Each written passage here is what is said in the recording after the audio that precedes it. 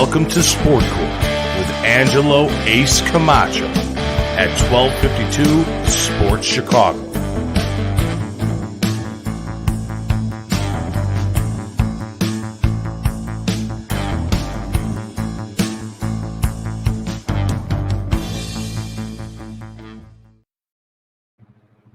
What's up, everybody? Welcome to a special edition of Sport Court. I know we're on a little early, only 4 hours earlier than usual, but we have a real special show today. Alan, how are you? I'm great. How are you doing, bud? I'm excited, man. It's gonna be a good show. This could be the biggest guest we've had on, I would think. Pretty close. I mean, we've had Devin Hester, Jim McMahon, a bunch of the guys from ESPN 1000. Yeah. But in terms of Bernard sports Berrien. broadcasting, Bernard Berrien. Yeah. Greg Of everybody, Braggs, this is the mecca for us, I believe. Yeah, this is definitely the biggest on ESPN broadcast, I would say, guest that we've had. Yeah. Sarah Spain, for those of you that don't know or haven't heard, or been living under a rock, we've been kind of telling you guys about her being on with us today for about a week now. I'm really excited. We're going to hit on some touchy topics. That's kind of what I wanted Sport Court to be when I first started with 1252, to touch on some topics that not a lot of people want to talk about, but really need to be discussed, whether that's, racial inequality, sexual inequality in sports, all that stuff. And today we're gonna talk with Sarah a little bit about her broadcasting career, and then we're gonna get into the Blackhawks situation, which is just kind of going haywire right now. But before we get into all that, we got about a half hour to kill before she comes on at 3:30. Where do you want to start? I mean, my love. It's always Bears. It's always Bears. That's right. That's right. As you can tell around my room here. Now, I'm a little bit of a fan. we can jump in. We talked a little bit in the pre-show about the ESPN top 10 running backs list. If you want to do a little bit of diving into that. You're going to just get me mad, but all right, let's do it. All right. So in case you haven't heard, David Montgomery was snubbed from the ESPN top 10 running backs list.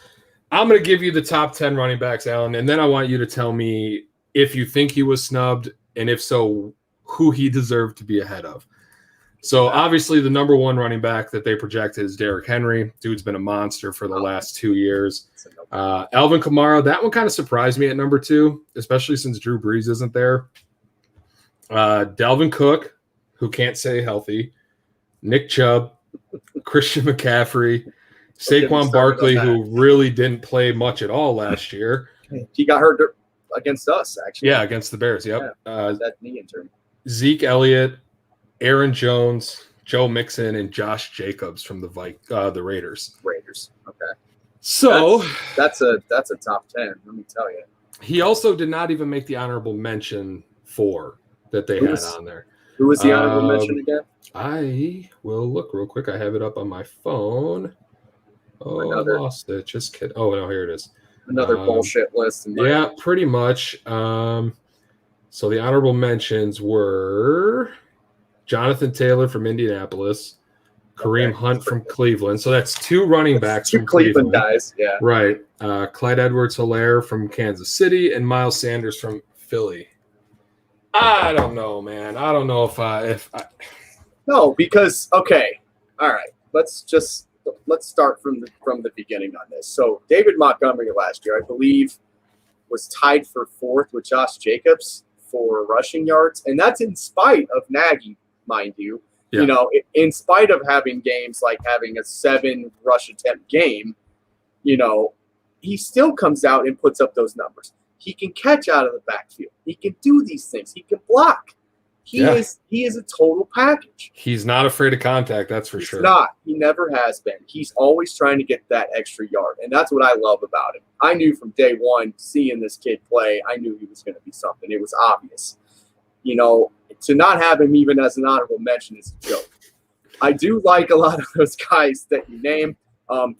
For me, the one that sticks out that I think is going to, on your actual top 10, I can see why Alvin Kamara is that high now, because they don't have a real passing threat like a Drew Brees. So they will focus more on Alvin Kamara now as opposed to what they had. If they have Taysom Hill at quarterback, which I don't believe they will, I think they're going to go with the other kid, Jameis Winston. Jameis. Yeah, famous Jameis. I believe they're going that route. So I would say that they're going to use that as more of a central focus of their offense. They still have those great wide receivers, but Alvin Kamara will be a bell cow for them. He will carry them. He will bring them to where they need to go.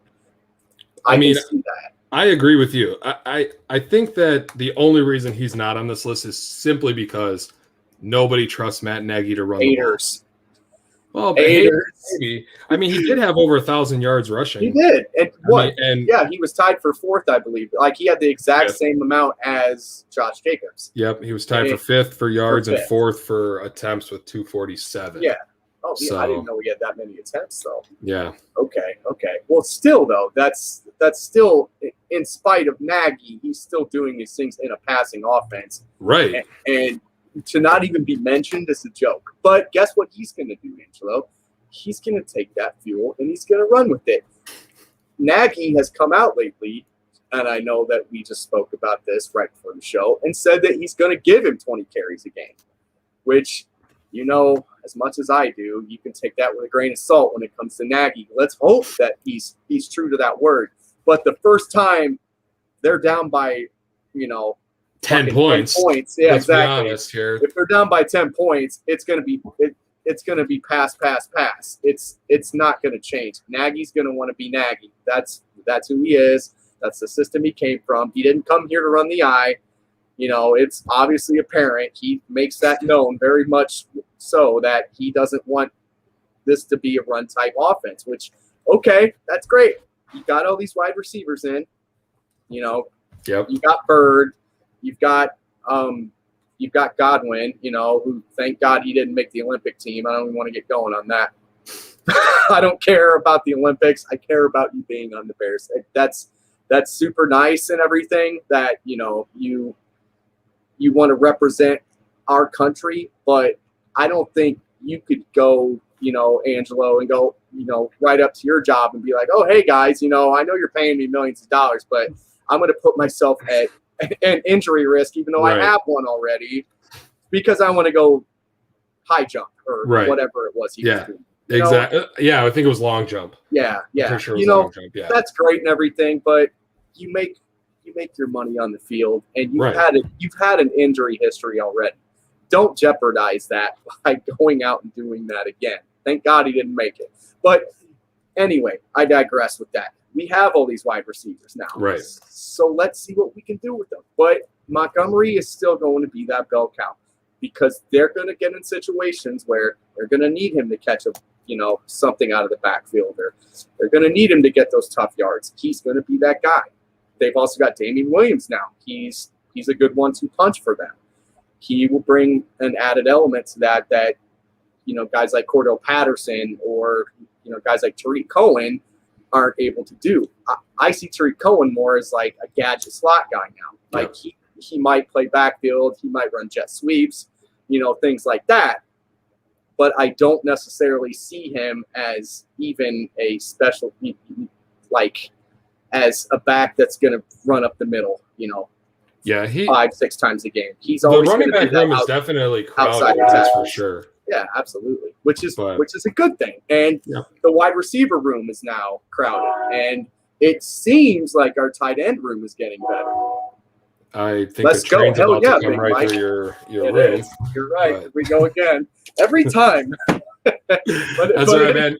It seems like every time I do a podcast, there's a fucking train, and there's never a train any other time. No, you're right, because we chatted on Monday. There was no train. No. And then we had about an hour before the show that we were just hanging out, no train. Yep, no train. So it's I think they wait till you go live. I was on with you guys when we talked to Mark Jean Greco. Train. Yep. Every time. But that's the way the cookie crumbles. But anyway, back to that anyway. It's gonna be exciting, but there's that other big question that we all know, going in is, when will Justin Fields start? Right. When is that going to take place? So that's kind of been the topic of a lot of our conversations for the last couple of weeks. And it's a big topic. Chicago sports. Right. And I mean, it's a huge topic, but I don't think the Allen Robinson contract extension thing is getting talked about enough.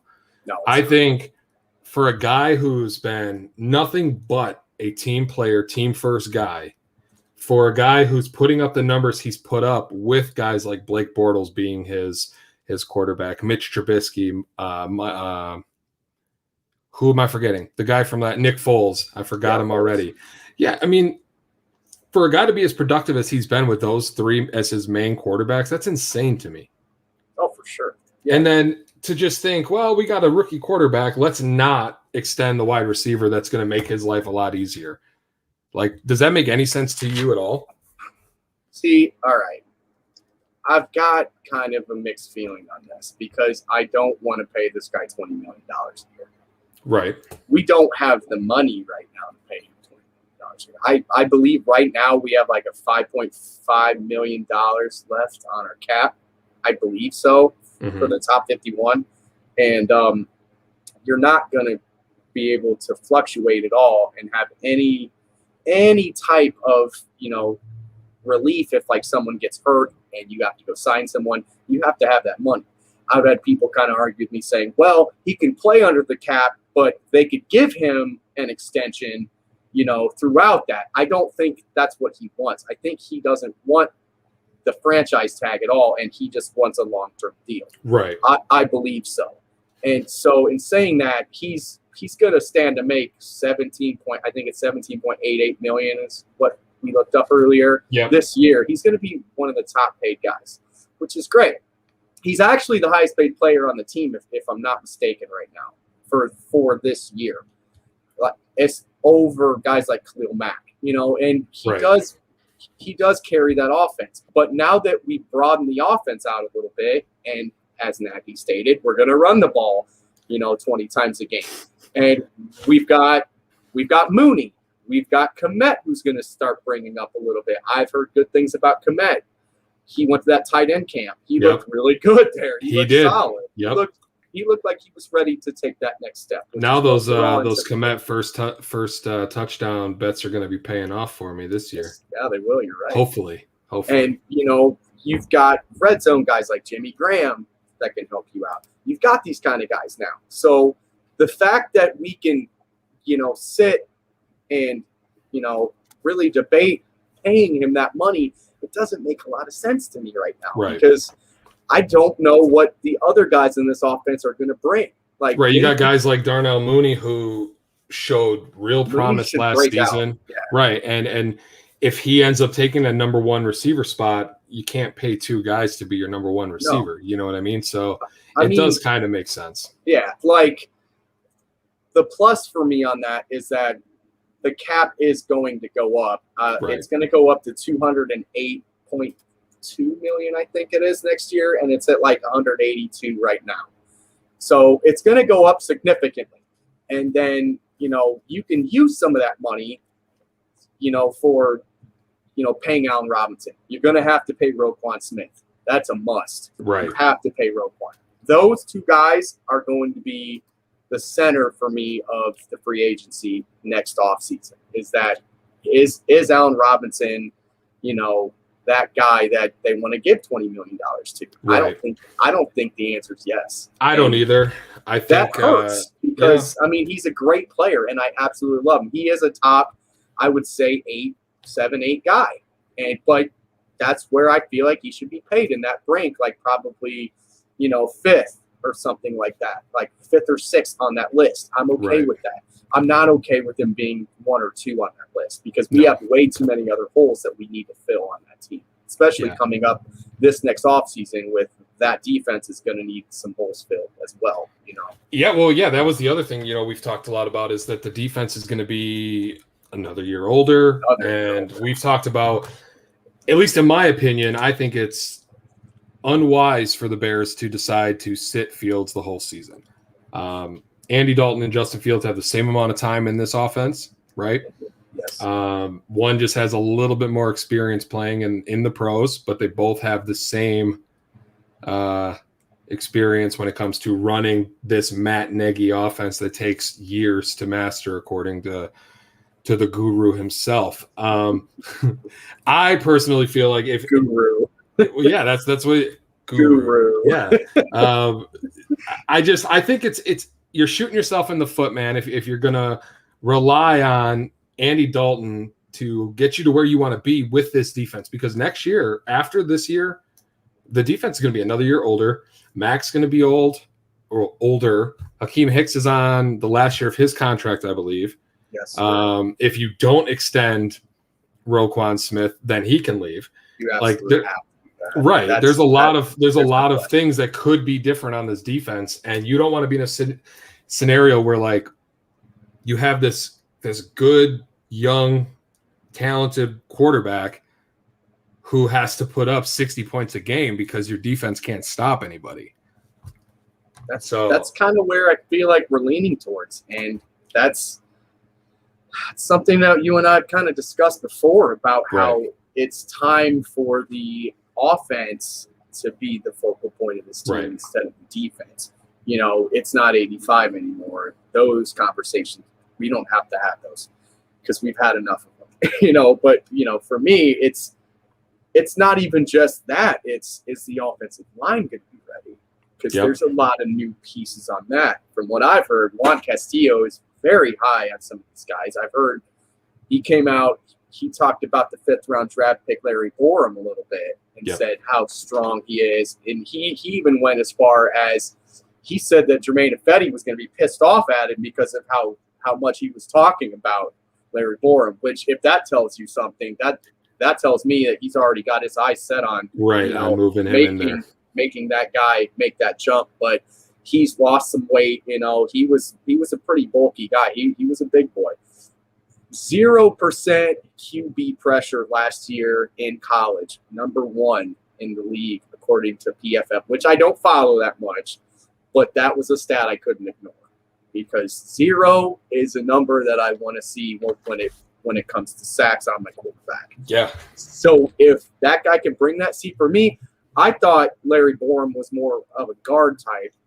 You know, he's got smaller arms. Right. He can't really length out as far as a guy like Jermaine, but he's got that size and strength that is just undeniable.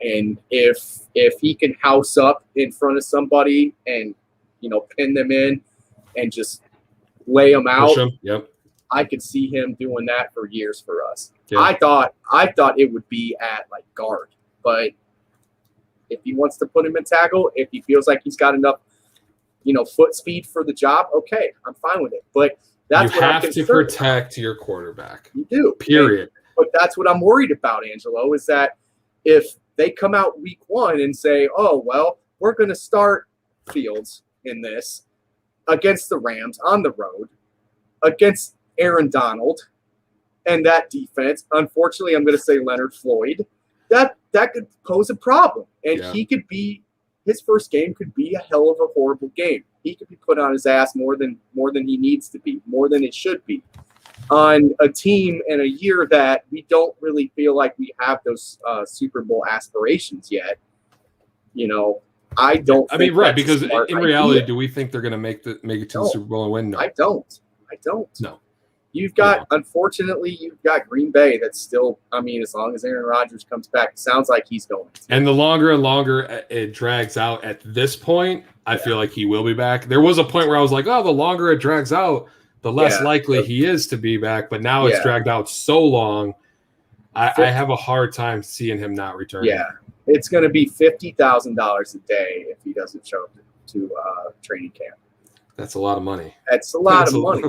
That's like what you and me make in a year. Yeah, that's a lot of money, man. Like, just for a day. That's just to be like, I don't feel like playing. Yeah, but you've got Tampa Bay who brought back all 22 starters. Yep. On offense and defense. You've got some really good teams in the NFC that I feel like they're going to have a leg up on us unless that defense can carry us like they did back in 2018. I don't feel like that's going to be the case. I feel like Hakeem Hicks is more on like a pitch count now than he was, you know, way back when. I feel like, you know, you got Danny Trevathan is slower than than me. That decision to keep him as your main guy at that position, to me, just baffles me. I get it for leadership purposes, but if we're being honest, like, don't you want somebody who's younger who can chase people down? Yes. In that position?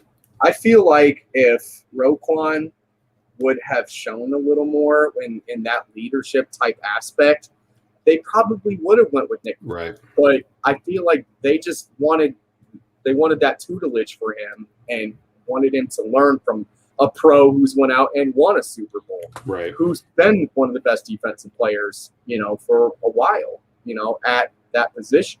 So it hurt them in the long run.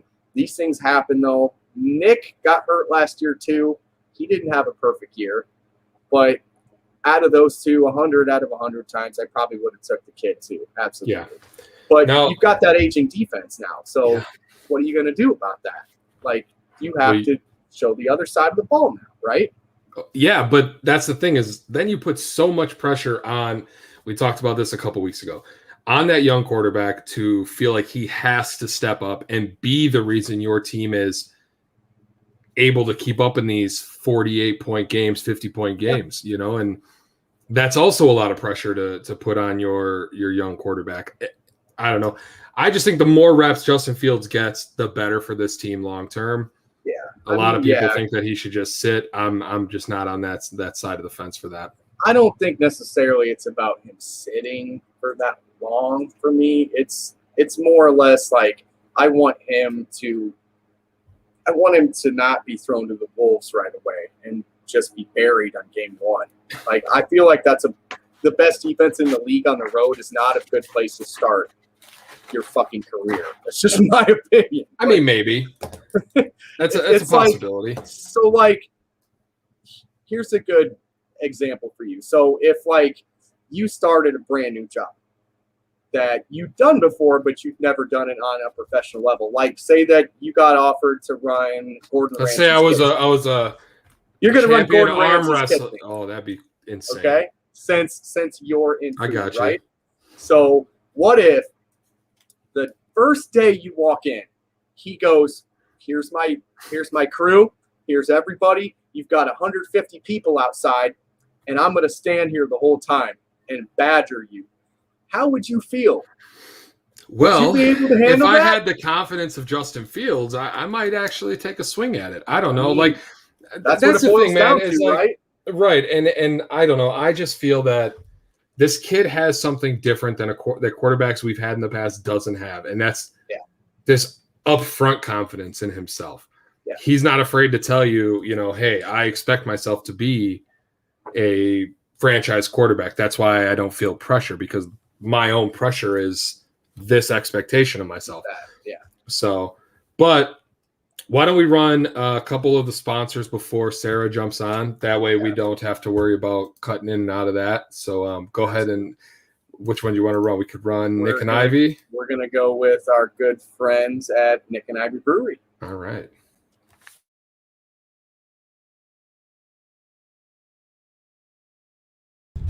Hello, this is Paul from Nick and Ivy Brewing Company. We are located at 1026 South State Street in historic downtown Lockport, Illinois. We are very excited to be partnering up with the Fat Mike Chicago Sports Show, as well as the 1252 brand, because we are one of the few Chicagoland breweries that embrace sports and sports culture. Come in for a fresh brewed beer made right here in Lockport while catching the game of your favorite team. Stay for the live music that we have booked every weekend, or just come for a cozy atmosphere to enjoy a good conversation with a friend, loved one, or complete stranger. Nick and Ivy makes you feel right at home no matter what the occasion is. Follow us on Instagram and Facebook by searching for Nick and Ivy Brewing Company.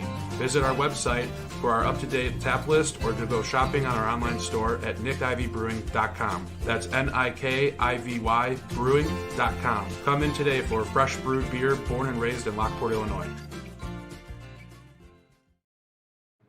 All right, that was our wonderful friends over at Nick and Ivy Brewery. I'm very still upset at Paul that he doesn't have the cookie dough stout anymore, but that's okay, because he's still got a lot of good other beers. He's got that 1850 or 1892, I think it's called, or something like that. It's like a cream.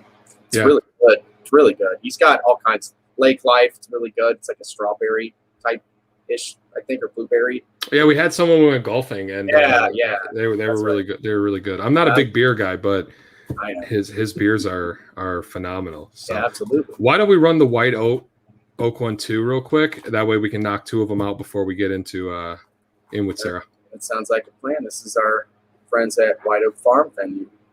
Honey, will you marry me? Yes, yes, yes! Let's get out of here. Come to Indiana's premier venue. Come to the farm. Come see all the wildlife. Come to White Oak Farm Venue in Michigan City, Indiana. Come to our 80-acre sanctuary right off I-94 in Michigan City, Indiana. Come see all we have to offer from 2 brand new Amish-built barns with climate control. Come see the ponds with beautiful waterfalls, meadows and wildflowers, and so much more. Come see our secluded venue. After you enter our private road, you'll be in your own world away from it all, with outdoor ceremony spaces, wood-fired pizza ovens, and lots of fresh air. Come enjoy Northwest Indiana's premier wedding venue, where you gather with your family and friends. Stretch your legs and enjoy the most memorable day of your life. Visit White Oak Farm Venue at whiteoakfarmvenue.com or on Facebook/Instagram.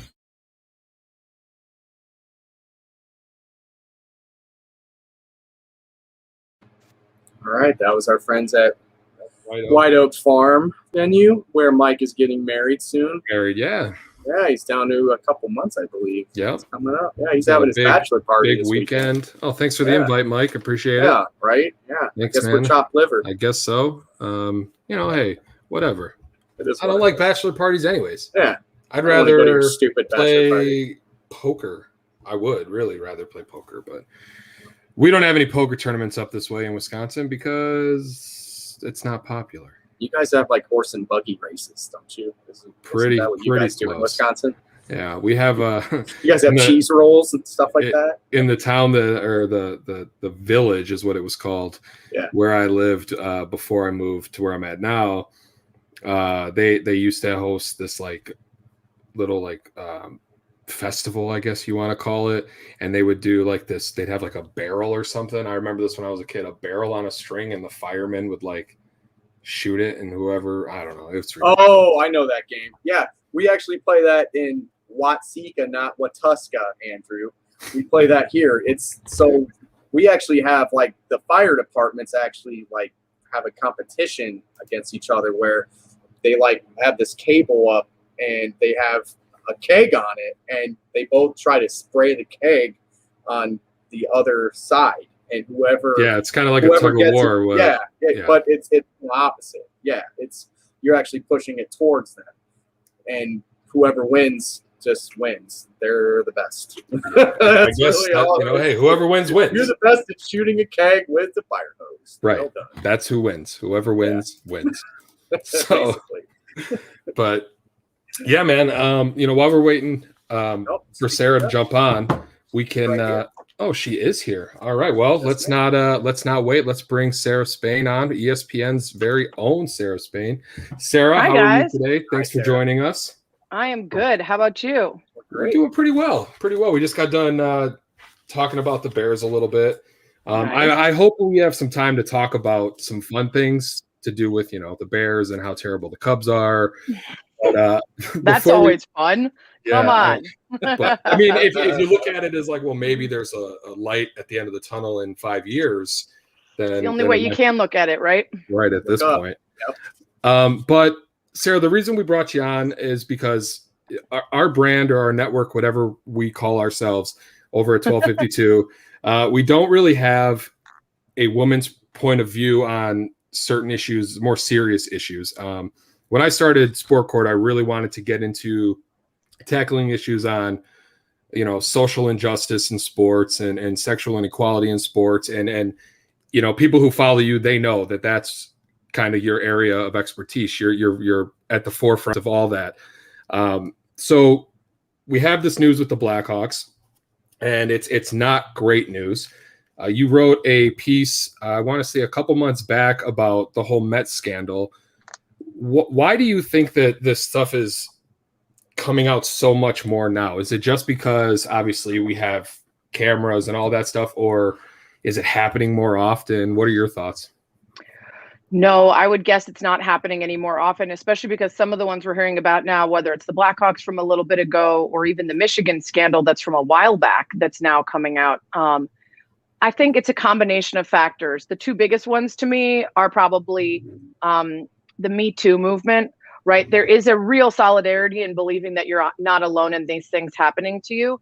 And the stigma associated with being victimized in this very specific way can cause a lot of people to hide or to feel like they don't want to come forward, the way that they'll be treated and responded to as a victim, but also what will be associated with them because of this having happened to them. And I think people just coming out and being open about their experiences and talking about it makes so many other people feel comfortable sharing their truth, and also feeling like there's a real opportunity for something to happen because of it. It is so upsetting to imagine having something like this happen to you and then go to the police and have them tell you, well, we really can't do anything, or have a bunch of people call you a liar and further victimize you and further cause you trauma.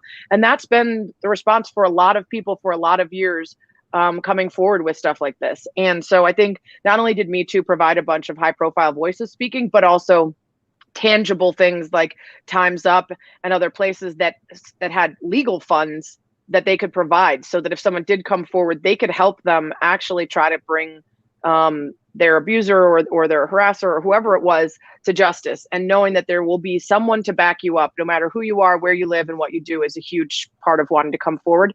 And the other one I think is just a big cause of a lot of change in society, and that's that we're not relying so much on gatekeepers in media to tell us which stories we should care about and whose voices we should hear because of social media. And so if you come forward and you're loud enough and enough people listen to you, the story can be told, even if back in the old days you might have gone to a program director at a radio station in the town that you live in, or an editor at a paper or a magazine, and they might decide they don't believe you, they don't care, they don't want to get in the business of going after a high profile voice, they don't want to worry about what might happen to them as an outlet for challenging someone with power. And I think now you're hearing from so many more diverse voices in general, but you're also hearing from so many more underrepresented people, because you can get loud enough with the support of the everyday person on social media to force the hand of those who maybe otherwise would want to ignore stories. And I will take complete ownership that I haven't really written or said as much about the Blackhawks as I would like, just because my bandwidth right now is at a zero.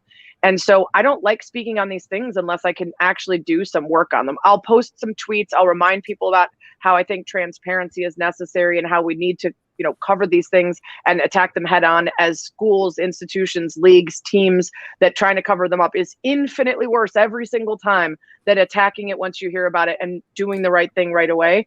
But with the Blackhawks, it's been so hard for me. I'm not covering the story the way that the investigators and the reporters are. So I'm just sharing everything that they're learning. Right. And eventually we'll certainly have things to say. And if I'm asked about it, have things to say. But I also can't write about every single time something like this happens, unfortunately, because it's like a never ending stream of crap. Right. Absolutely. Yeah. Now, Alan, I'll let you go here in one moment. But so when I spoke with a couple people about this Blackhawks thing, and the response that I got was, well, they're grown men. How do they let that happen? Why do you think that in this society we live in now that's the stigma of if a man is harassed in this way? Well, I'll say it's actually a bigger problem, because if you look at the Larry Nassar case, the doctor who abused literally thousands of girls, people were tweeting at girls who were 13 or 14 when this happened to them, telling them they should have known better. They should have said something. How did they not know it was abuse? People's natural, not everyone, but for the most part, a lot of people, especially those who haven't taken any time to educate themselves or really understand the nuances of these kind of incidents, their natural defense mechanism is to presume that it must be somebody's fault if this happened to them, because that's a way of protecting themselves from believing that bad things can happen to them as well. So it's this philosophy called the just world ideology, that bad things don't happen to good people. So if you can find a way to blame people for their own victimization, then you can believe as long as you make the right choices, nothing bad will happen to you. That's why we blame women for what they wear or where they're walking or what time they're out at night. That's why we blame little girls for being victimized by adults who groom them, because we don't want to believe that you can live in a world where you could do everything right and it could still happen to you. need to know that about ourselves, though. We need to identify that and talk about it so that when you feel yourself and your gut instinct to not believe someone or to blame them, you don't. And in the case of the Blackhawks and these players, I mean, you could go a list of people all the way up until senior citizens who are not in a position of power and feel that they don't have the kind of leverage to be able to react in the moment the way they might with somebody who is harassing them, silencing them, whatever it is. It doesn't always have to be this specific kind of crime, but to argue that because of their age and their gender, they somehow aren't vulnerable to the same grooming and predatory tactics as everybody else is ridiculous. And then you add on to that what I just talked about, the shame of this happening to you then makes you feel like it's your fault. You start to ruminate on the ways that you might have brought it on yourself, especially with something like a man committing this crime against other men, right? Am I giving off the message that I'm gay? Am I the only one that this is happening to? Does it mean something about me? Like, because we're so bad about having conversations about everything from gender identity to sexuality to whatever else, we stigmatize so many parts of life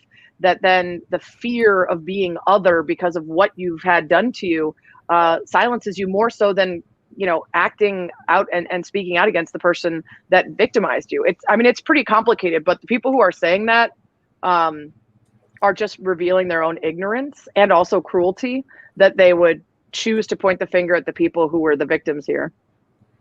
Absolutely. I did a few studies going into this, Sarah, and there was a couple things that really jumped out to me, really in particular as to minors and young people when it comes to this issue. I read that it's around probably, I would say around like 8% of the whole system. There is untold cases of this, and up to 98% of them are always coaches or teachers. Yeah. What exactly do you think we need to do, going forward so these kind of things can be stopped and, we can really look at taking the proper steps to, awareness and things of that nature?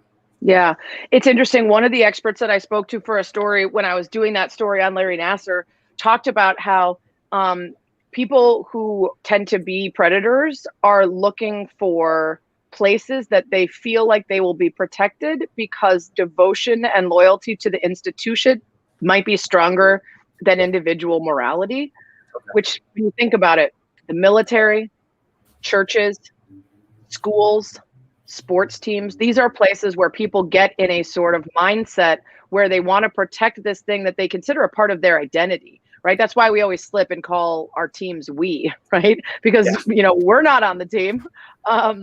But because of that, and it proves itself out over and over again. Look at all the cases that we know about in the church, in the military, in universities and sports, where the priority becomes to protect the name or the brand of the thing over the individual humanity of the people involved. So that's a big part of it, right? That's why, and I don't know those statistics specifically, but that's why there is a prevalence there, because they're going to seek out these places where they think they'll be more likely to be protected.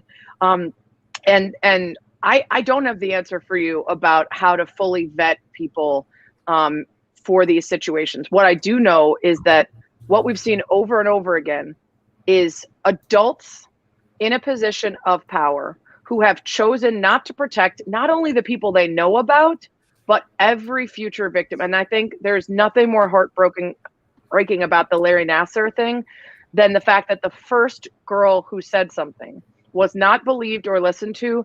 And if they had listened to her and stopped him, thousands of other girls would not have been sexually assaulted. Like, how could you live with yourself if you were someone who was told, or in Michigan now we're learning, thousands. How could you be a coach, a staff member, administrator, a school president, any of the number of people who are supposed to also by law be required to report very specifically to specific legal institutions and places if they're told about something like this? How could you live with yourself knowing that if you had stopped it, hundreds, thousands of other people, with the Blackhawks case, he went to work at schools after that. Yeah. It's just, that's the part that we know we can fix and need to, is if you have the means and you're told about something, it's your right and duty. It doesn't matter if it gets messy for you. It doesn't matter if there's something that negatively affects you because you decided to do something about it. That's far less of a punishment in terms of like how you're going to live the rest of your life and karma and everything else than maybe like if you got fired or something. Like you have to take the responsibility in those positions. And then I imagine that, yeah, there also could be a lot more vetting done. But I mean, the Blackhawks one, we heard that the schools got letters of recommendation that's from the insane. Blackhawks.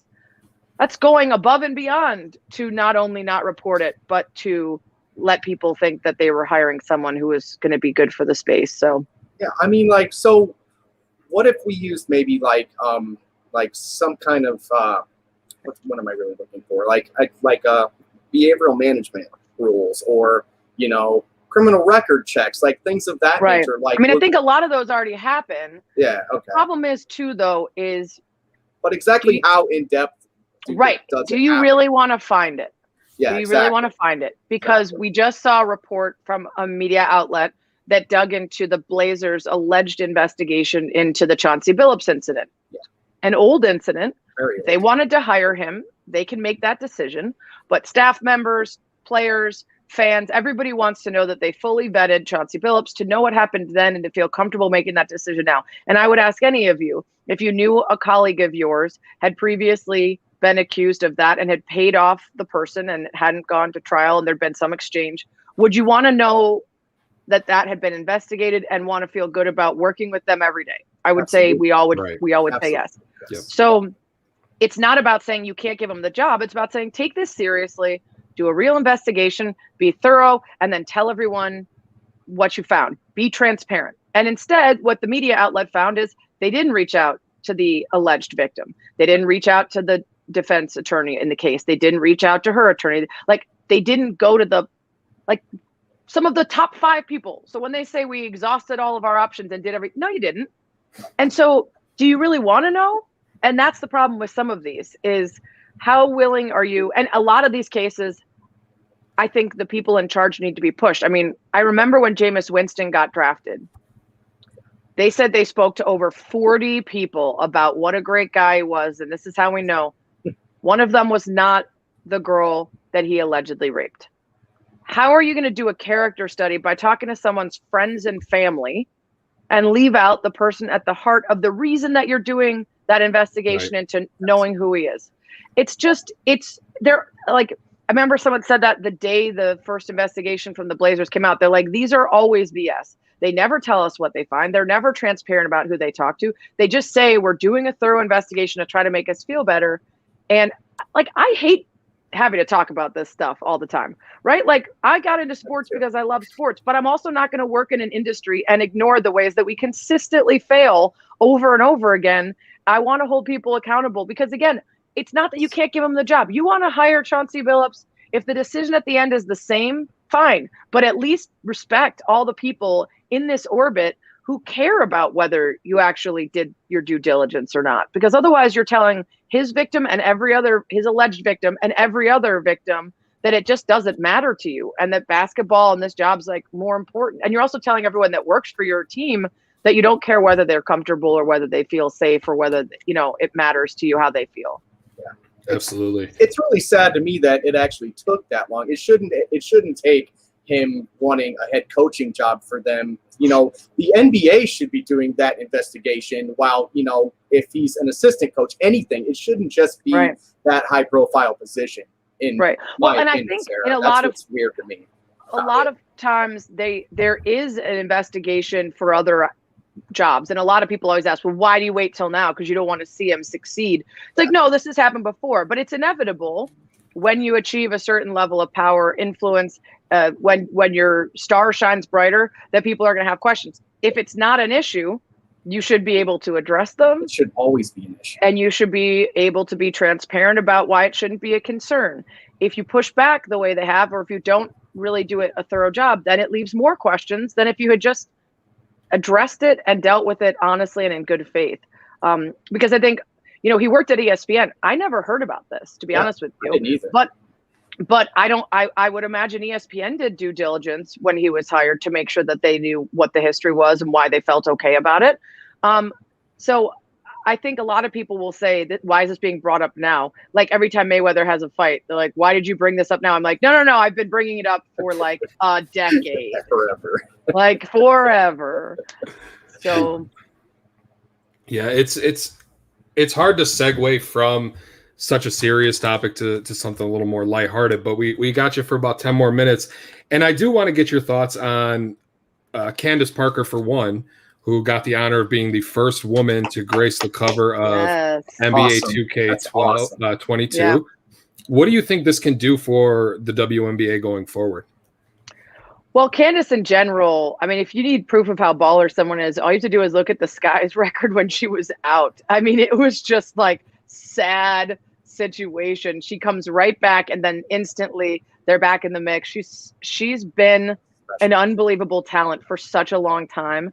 And then when you see that she balances that with like crushing it and owning Shaq on TNT, being a mom, being, like a spokesperson for everything. There is so many different ways that men's sports are omnipresent and accessible and in your face, whether you like them or not. That's, TV commercials, programming, content, media coverage, merchandise, video games. Like at every turn, you will be hand-fed whatever you want about the men's teams you care about.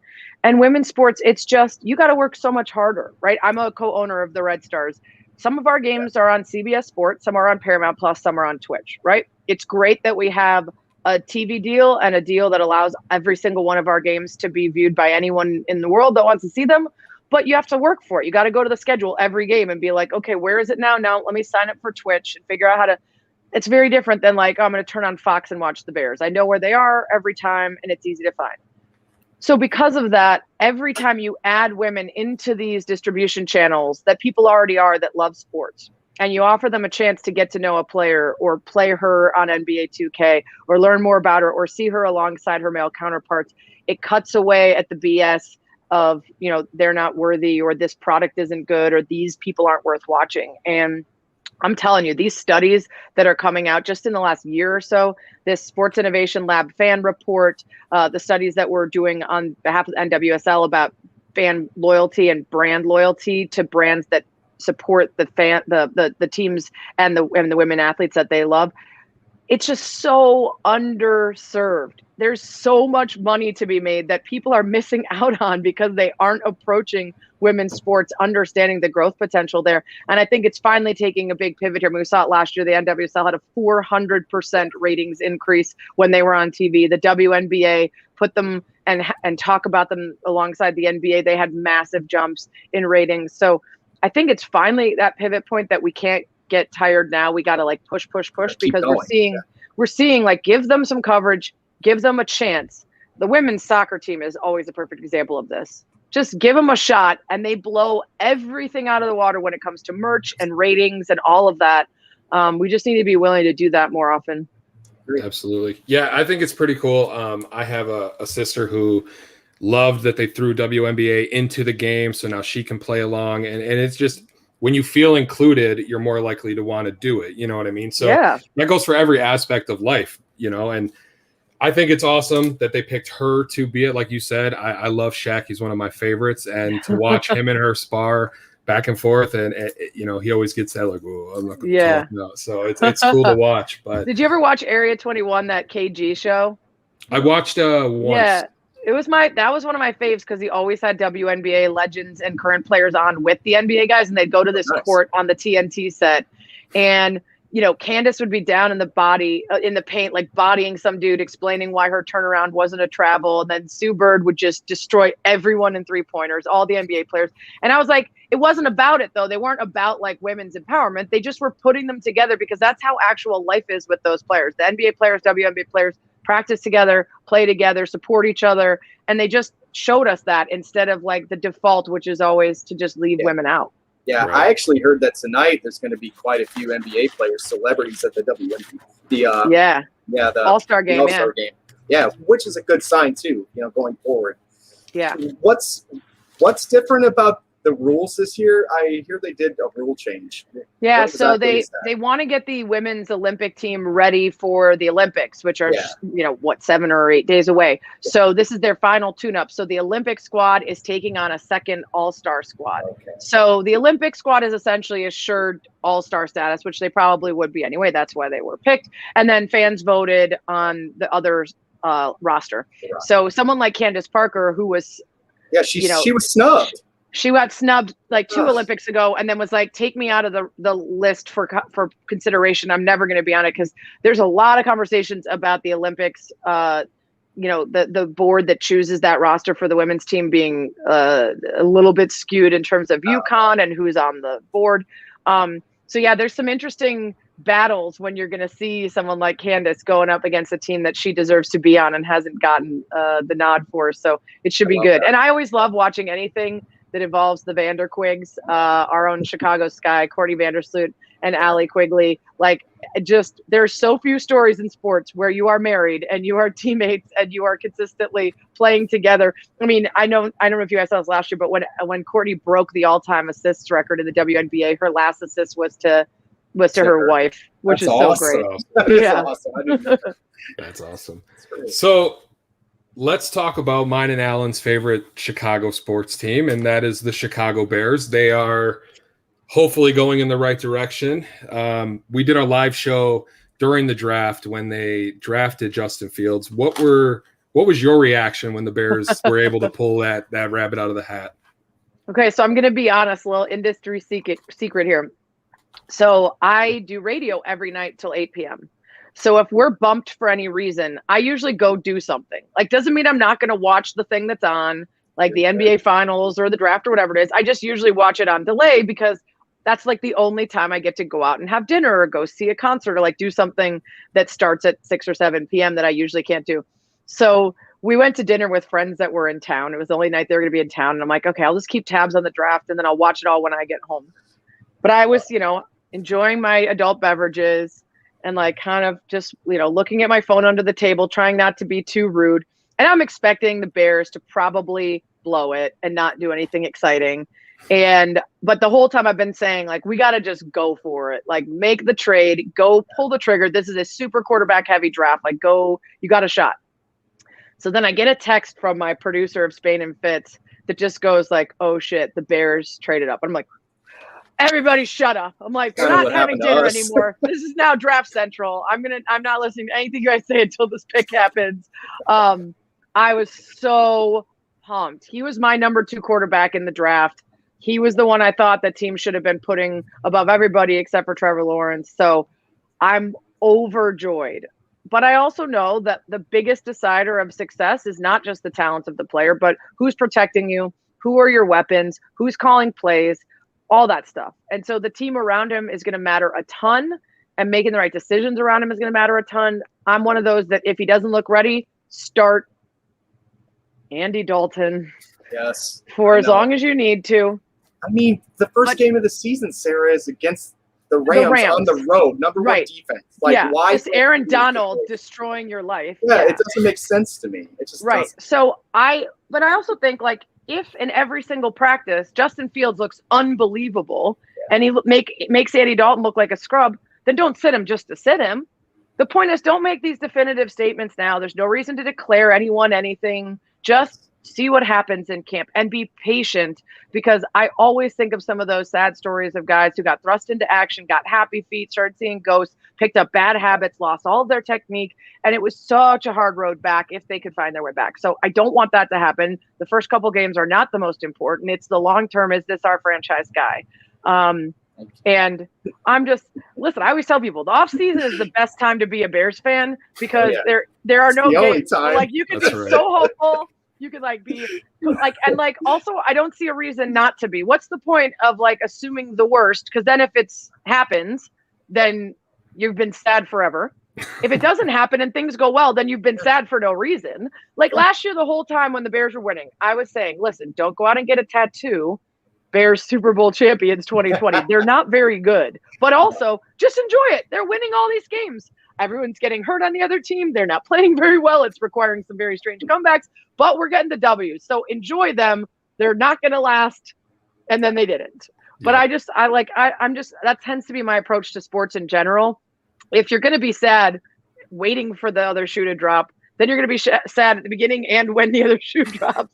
Like, I even have a friend that was still like, trade Arrieta during his Cy Young season, and we're not going to get it this year, and we need to be sellers at the break. And that was like, they ended up winning the World Series, and I showed him all his texts. I'm like, how can you enjoy sports if like even the year that they won it all, you were like ready to just like torch it? Baseball. Yeah, like I never operate that way. And but I also am not a moron. I'm not going out and getting a tattoo and telling everyone on all my shows the Bears are the best. Look at their record; they're the best team. Like, you can have nuance to this stuff. Exactly. Not everyone likes it, but I do. Well, Sarah, I know that we're getting to the end of the time with you. I wanted to thank you for coming on with me and Alan. It was an absolute honor to have you on. Do you want to go ahead and let our listeners know where they can find you all over the place on ESPN? If they live under a rock, I guess. Yeah. Well, first of all, thank you for having me. And you guys are really great at this, and I appreciate the thought and time you put into it. A lot of people ask me to do this stuff, and if I don't know them well, I'm like always wondering what's going to happen. And sometimes I'm like 45 minutes into an hour interview with some guy who I don't think even knows who I am, and I'm like, why? Why did they say yes? But you guys were fantastic, and you're really, really good at this. You can find me on Spain and Fitz every weeknight, most weeknights, 7 to 9 p.m. Eastern. That's What She Said is my podcast. New ones come out every Tuesday. Actually just had Angela Ruggiero, a 4-time Olympic hockey player who started Sports Innovation Lab and just released that groundbreaking fan project. She's on this week with all this amazing data about all the shit tons of money in women's sports that people aren't taking advantage of. So that's a good one. And Around the Horn, usually twice a week, usually Tuesday, Friday. Highly Questionable, Outside the Lines, right for ESPNW. So yeah, all of the places. Yeah, I mean, and the Red Stars. Basically, the Red Stars. Follow at Chicago Red Stars on all of your social media. Come out to a game. I'm at almost every home game, throwing a huge tailgate. I always got everybody's beer and Malort and party time. So come on out. Nice. That's nice. Awesome. And some of our fans, and myself included, need to say you have the greatest podcast name of all time. Yep. I say that probably 40 times a day. So thank you for that. Well done, man. Well done. And thanks for the praise, Sarah. That's what he said. Thanks again, Sarah. We hope to have you on sometime again soon. Yeah, for sure. Thanks, guys. Thanks, you, Sarah. Well, nice. Sarah Spain, ESPN's very own. Before we do our reaction, let's we're going to go over to our good stuff we got to take care of. John Darren team. Yeah, John Darren, and then just I'll go get ahead. there. I'm going to kind of start. Hi, I'm Jonathan Darren, licensed real estate broker with Coldwell Banker Real Estate Group in Homer Glen. Are you looking to buy or sell? Have you been disappointed in the past? The Jonathan Darren team with Coldwell Banker Real Estate Group focuses on providing you with a concierge level of service during the process of buying or selling. We are a service-oriented team with a fresh and professional approach to selling real estate. Our goal is to combine knowledge, skills, and passion to exceed our clients' expectations, and most of all, we truly care. We are a knowledgeable real estate team focused on offering expertise and innovative solutions for our clients. The Jonathan Darren team has 5 full-service real estate brokers and a dedicated full-time marketer servicing all of Chicagoland. We will customize a detailed plan around your timeline for a sale, purchase, investment, estate, or other needs. Real estate transactions can be stressful, but don't need to be. Let us handle it for you. Visit our website, homesbyjdt.com, or call 708-308-1938 today. Expect better in real estate. Choose the Jonathan Darren team. That was our good friends with John Darren. And now, just a quick word from our friend, Mark Berardi. Call McBellardi, the best fucking lawyer in town. And that's all we need to know. The best fucking lawyer in town. That's all we need to know. That's right. That's all that's needed. Well, I've talked with Devin Hester. I talked with Jim McMahon. Yeah. I was starstruck for both of those. I was too. And I was pretty starstruck when Sarah was on with us. It was for me, I followed her so long. Like I used to listen. I'm an avid ESPN 1000 listener. As am I. As are you. And I remember I was actually going to bring it up about like the days where she was like producing for like Yurko and those guys. Like I was going to She would do the Sports Center update. I always thought that she hated them. Like I always was like I always felt like like she was always annoyed with everything that like Yurko would say. And I wanted to ask her, like, do you really just hate Yurko? Because I got that vibe a little bit sometimes, but I've always been a huge fan. I feel like Yurko is kind of like Fat Mike, where like you have to enjoy that flavor of ice cream to like it. Otherwise, if you're not sure about it, you just kind of like, I don't know about this one. I'm sure it was all right though. Man, I've been listening to ESPN 1000 since high school. Oh geez, back in 2009 is when I graduated, so it's been a long time. And you know, I like I said, I started around 2003, I believe. Yeah, well, you're old, so that's okay. I'm an old fart. But like the thing is like I remember listening when she would do, like I said, the Sports Center update when they'd come back from the show. Then she was on Highly Questionable, and I don't know if I've told you guys this. I loved that show. I loved when Dan brought his dad on, and Poppy, and it was just it was a cool show because Poppy always reminded me of my grandfather. Literally, they look almost identical. I swear. So like for me, it was cool to watch that show. She was great on it. And it's cool to see her tackle a lot of serious issues, whether you agree with her or not. Yeah. These conversations still need to be had. You know what I mean? And it's cool that somebody with her, platform uses that platform for those type of conversations. Absolutely, I agree. And I mean, she's almost at this point to me, she's a staple for this going forward for ESPN, for in general, just hearing some of her thoughts on these issues. And she didn't even really have the answer for every question that we need to address in this situation, because for me, kind of like what I said, bringing more awareness, making sure that these big boys that we're accusing of things actually get charged. Things of that nature need to be, brought up front a lot more than they are. So social media in that aspect has been a good thing, in my opinion, so there's more people screaming out about these things, the more that we're going to find, an actual answer for these problems we have going forward. Right. Yeah. It was cool. I liked having her on. I would love to definitely get her on again. Maybe talk about a different topic. Like I said, there's a lot of things that I want to touch on with this show. I know that a lot of the shows on 1252 are fun and we like to goof around and that's just the kind of guys we are. But it's nice to, we're what, all guys. So it's nice to get a woman's perspective for once. It's massive. It's really nice. So I think this was a successful show, and I don't know if Fat Mike's doing a show tonight. I don't think he is. He is. No, he told me he is. Yeah. So am I on with Fat Mike tonight too? Yes. So yeah. I was gonna hop in, but I have a prior engagement, so I won't be there. But from what he told me the other day, you guys are doing a show tonight. So I will be watching. All right, then I won't take down my setup. I'll just be ready. I'll rock and roll, and in 2 hours I'll jump back on. And less insults about Alan this week, hopefully. I can't make any promises. Uh-huh. I'm just kidding. Hey, I do want to say you're a good sport. You came back to the show, so that's it's always all fun. in good fun, man. So it's all. But I want to thank all of our sponsors. It was awesome. Sarah Spain, thank you again so much for. I know she has a busy schedule, so for her to take a half hour to come and talk with two real nobodies is awesome of her. So we look forward to having her back. Guys, this was a blast as always. I always enjoy chatting with Alan about sports, and I guess you'll see me later on today at around 7:00 with our guy Fat Mike. But until then, have a good rest of your day.